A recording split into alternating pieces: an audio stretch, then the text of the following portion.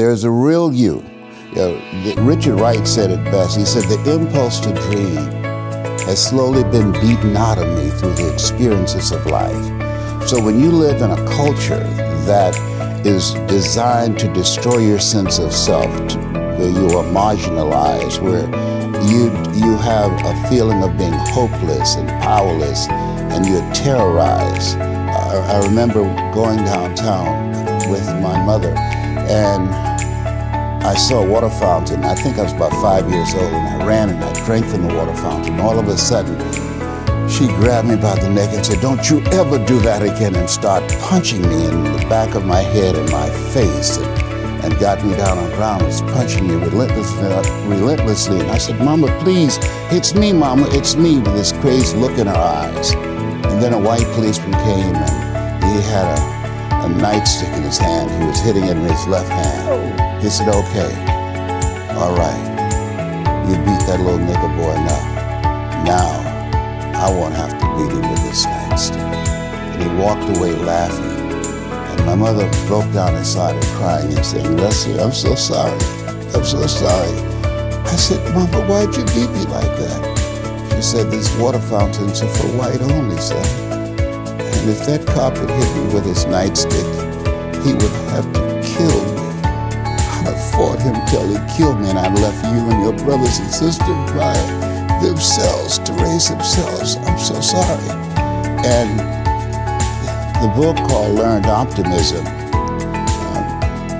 Seligman talk about the fact that between ages 0 and 5, we determine what's available to us and what's not available to us. And so that was a defining moment. I knew there are certain things I could not do, certain places I could not go. They used to have signs on Miami Beach that said, "Jews, dogs, and coloreds not allowed."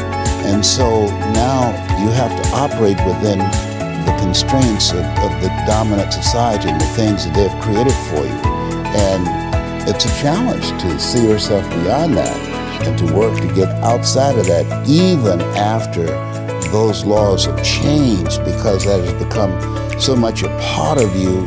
You unconsciously operate within the parameters of what has been put in place. Like you're driving on the expressway, the 405, and you'll get off on an exit that you weren't going in that direction, but you unconsciously did it because you've done it so many times that many people, because they're not making a conscious, deliberate, determined effort to think outside of what life has thrown at them, they end up doing the same thing over and over and over again. Einstein said that thinking that has brought me this far has created some problems that this thinking can't solve.